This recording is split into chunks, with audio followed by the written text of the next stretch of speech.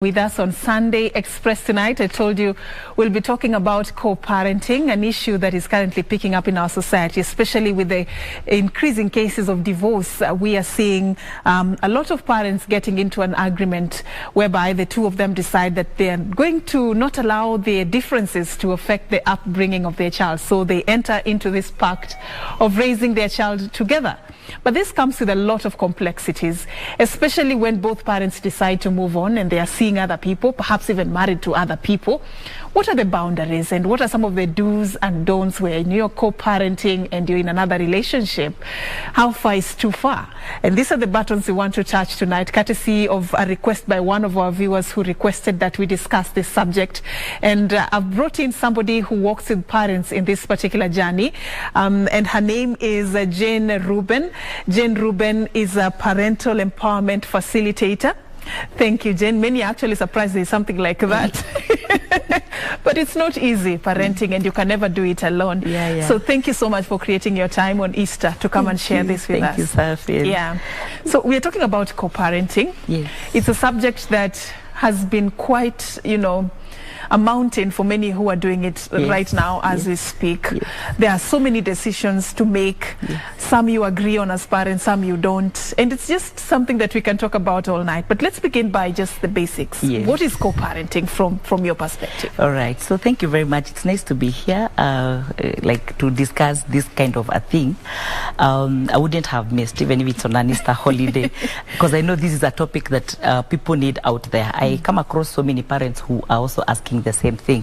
So co-parenting is when you have to parent one child or children and you're not staying together, so you have to sort of co-parent, and that is what it is when we talk about co-parenting. And this does not mean that the parents are separated by distance. It's not a long distance marriage. Let's set that clear. This is in a situation where the parents have decided that they can no longer continue to be in that marriage or in that relationship, and they've gone their way, but they still want to raise the children together. So that is what we are talking about tonight. So in the next few minutes, I want us to talk about the complexities of co-parenting, especially when the two parties in this agreement, leave alone the children, the two parties have decided to move on, and they could be seeing other people. What are some of the fundamental principles that need to be considered, when, these two people are making this sort of decision, putting the interest of the child at the center of this? Before you decide to move on and you're co-parenting, what are some of the things that you're supposed to consider? Of course, when you're co-parenting, there are a lot of emotions. Remember, these are people who have separated. I mean, they were once lovebirds, and now things have gone separate ways, and now they can't at all stay together, and so they have to agree on how to bring up their children. So there are many things that will come in there, and one of the things that probably needs to happen is that they need to set boundaries. There ought to be boundaries, and we are saying it is starting from a relationship that has gone sour. So there are a lot of resentment, there is a lot of anger, there is a lot of bad things happening in their lives, and so the only thing you can be able to work together as parents is to be able to look at the interests of the child and say, okay, we've gone separate ways, things are not working for us, but we have these children or we have this child that we need to take care of, and so then you need to come up with some boundaries. And one of the boundaries that probably you need to do, this is unwritten. Keep it simple. Just keep it simple. And one of the things that probably a parent should be able to do is to stick to the parenting rules. Like, you need to ensure that what is your role as a mother or as a father, you do and you execute for the sake of your child, and keep it simple. The other thing that should also happen is that you should not badmouth about the other parent, and that's the boundary that probably will know. Of course, there would be probably, you may have come out of that relationship because maybe the man was narcissistic, or there were many bad things were happening, and so you left the person without caring much. But then the right of a child to be parented by the two parents is fundamental. So it is important for you to ensure that you don't badmouth about the other. These children will grow up, or this child will grow up, and they can actually be able to pick on why to separate, or why you didn't stay together, or why they were not parented together by both parents, and so they can be able to make their decisions. So another rule is to ensure that what is happening in your partner's life or into your ex's life is not your business. Because they may want to start dating again. And so if you're to speak with your ex, if you're to speak with the other parent, just keep it the business of the child. Don't go into personal things like how was your day, so what about this Easter holiday and all those kind of things. Strictly stick to the children. If you're talking about a child, you can talk about the child and not talk about yourself, because you know there will be emotions. If you start talking about, you know, I was out with my boyfriend or I was out with my girlfriend, you know, there's that issue of the man starting to feel like, no. But what if you have reservations about whoever your co-parent could be seeing? Basically, it all zeroes into the welfare of the child. Maybe you're not comfortable with their lifestyle. Maybe you're not comfortable with something. Something is not adding up in that relationship. And as a co-parent, you're concerned because this could be the future mother or the future father of your child. Do you have a say? Are you saying you would want to choose? Do you have a say? No, I'm just asking. No, you don't have a say over what or whom your ex chooses.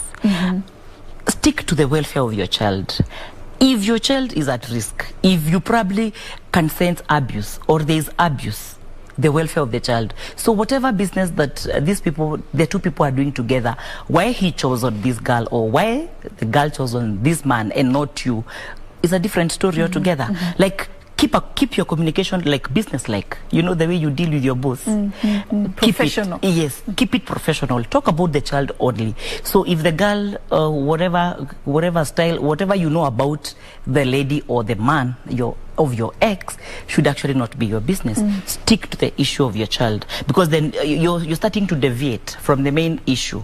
You know, and start to sort of trying to choose that this may not be the best stepmother or stepfather for my child. So you totally don't have a say in what happens? You don't have a say in what happens in that man's life. So in the event that these two people have decided to have a relationship and one of the partners is co-parenting with their ex, you know, what would you advise in terms of how far is too far? For example, this couple is having lunch and the baby mama or the father of the baby is calling, you know, and the partner could be feeling a bit uncomfortable with that kind of closeness. I mean, what are some of the things that people who are co-parenting should consider before they move into a new relationship? Well, not maybe things to consider before moving into a new relationship, because then it will depend with someone. Whenever they want to move in with someone else. But again, boundaries. So we can talk about when do I call you or when can you call me. So you need to discuss it. You need to discuss it formally and ensure it is done. Like if you say no calling me because you're asking about the birthday, you can actually even do parallel parenting. That means if the child has a birthday, let the man do it and let the mother also do it. Have 2 birthdays, because then this issue of you being in a situation whereby you're going for your son's or your daughter's birthday and there's another person in that person's life, then that can make you quite uncomfortable. So can you do parallel parenting? If it's an issue of maybe the mother calling in the middle of the night that the baby is unwell and blah, blah, blah, can you talk about what we can do? Can you get a cover for that child so the mother doesn't have to bother you in the night? So can they book an Uber, take Uber or whatever other means of transport to the hospital? You don't have to come and drive them to the hospital, because then those are, you're also guarding the relationship on the other side. Just like the way you would also want to guard your relationship if you had any, you know. So be mindful of when you talk. And these are things that people agree on, either in writing or people even go to court to talk about maybe the custody of the children and things. Stick to those things that you have discussed or the boundaries that we are talking about. What do you need to do to make your partner comfortable with the fact that you could be having a baby mama or the father of your child still part of your life because you're co-parenting? Because some people would tend to feel a bit uncomfortable with that kind of arrangement, that at some point you would be meeting, discussing the welfare of the child, and I'm not there. I mean, so how do you make, you know, that work? How do you make it easy for your partner? I think it starts with an open communication.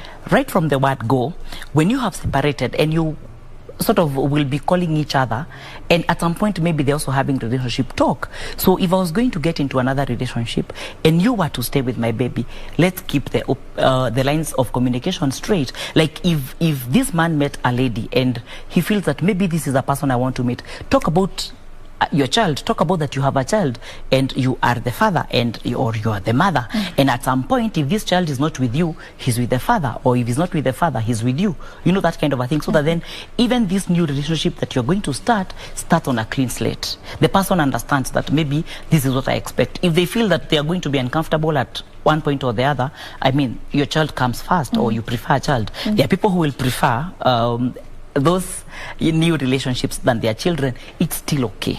Yes. The best thing is that you don't take it personal.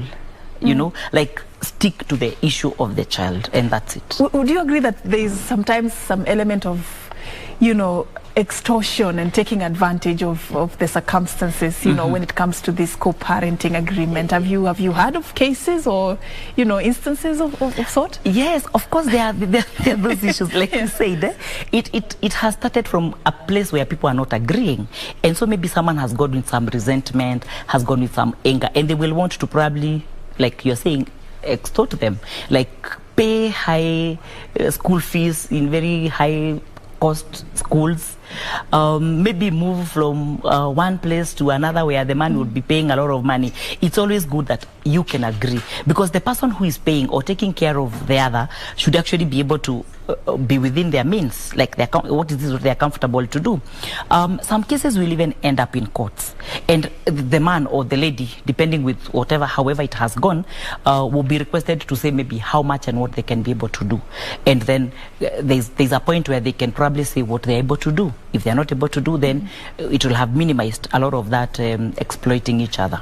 Yes. There are instances where you find that a child is rebellious, especially when they feel that the father is seeing somebody else, and they prefer that the parents would get back together. Yes. So they kind of sort of depict that rebellious behavior, or the mother is seeing somebody else and they prefer the father. Yes. So how do you deal with that? Of course, it's a tricky situation. and you also cannot be able to rule out the fact that there's some influence from either of the parties, either the mother or the father. You know, there's that place where you would want to pull your child and tell them, don't agree, like, don't even listen to them, and that kind of a thing. Of course, that's a negative way of doing it, because then if the child starts to rebel, it is important for them to know that there are decisions that parents make and they have nothing to do with them. Okay? Yeah, they have nothing to do with them. And if they have nothing to do with them, then they ought to know, it is important for this child to know, both parents, like you have an obligation as a mother or as a father to be able to sit down with your child and say, look, this is how it has gone.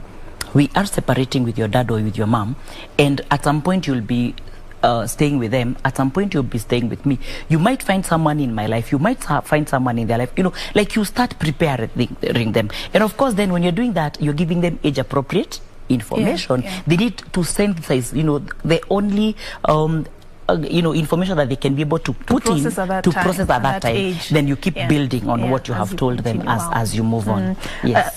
We are running out of time for this conversation, but I won't leave you without asking you the financial aspect of it. And this was a thorny one, that a woman has been married, they've moved on, but they're still co-parenting. But before she got married, the father of the child was paying rent and taking care of all the basic necessities. So after she has gotten married, does the man still continue to pay the house rent and all that? Like, what are the financial boundaries? Of course, there are those financial boundaries, and I know that's a thorny one, like you're saying. I guess then it is only fair enough, and it even for the sake of the man. Like if you got married and the other man was paying house rent, then it is only good that rent, because then you're married and maybe the person who was even married you has even a house, so you don't need rent. That money can be channeled into the child. Remember, we are saying it has only to be the welfare of the child that you're having together. So issues to do with if the person has gotten married, and of course by and by this man gives up or this person will give up, they'll be like, or even this lady, like if it is soaring emotions in this partner, then you don't have to continue doing it if he's able to do it. But if the person then continues to insist that then I must continue doing this or I must continue doing this for my child, it is still okay. Let them support them, let them take them to school and that kind of a thing. The other thing I would also want to mention that I know I've found in my counseling profession with parents is that they will want that because Shosho is having a certain party at home, you're wondering, so do I go with this child? It is important and it is good to know that only a child is supposed to attend, to even remove the ridicule. I mean, you're married, so the father of the child is also joining you. It doesn't bring out a good picture. So it is important to also talk about it. Like, can you come to our place when you're having like a rorashio or something, you know, like a function at home, and then agree.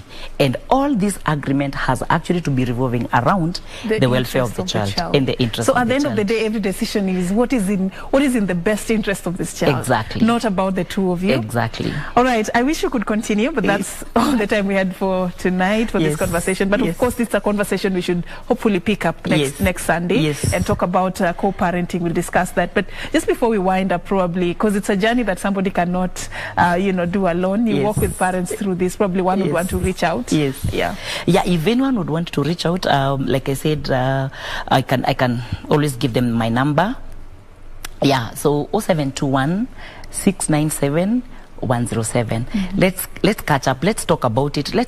I mean, you don't have to die because you're thinking about and those emotions that people are going through are actually very normal. When of course it is like loss and grief. When someone has lost, there is anger, there is bargaining, there is, of course, it doesn't take a linear emotion until you get to a safe space where you are comfortable, you have no feelings about your ex, and you can still talk about this child. All right. So thank you so much. Thank you, Jane Ruben, for your time. Of course, a lot of questions still coming in. We'll be picking this conversation up. Co-parenting sounds easy, but it's not. You ask those who are in it right now, they will tell you some of the challenges that they are currently facing as they try to raise their child in the best way possible. We'll be discussing this as we continue right here on Sunday Express, but that's the much time we had for this conversation tonight, unfortunately, and that's how we put a cap on it. I've been having a sit down with Jane Ruben, a parental empowerment facilitator. You can also call her parental coach if you like, simply like that. And my name is Safina Chiengoma. Our sign language interpreter tonight has been Anne Wangeshi. Have a good night and God bless.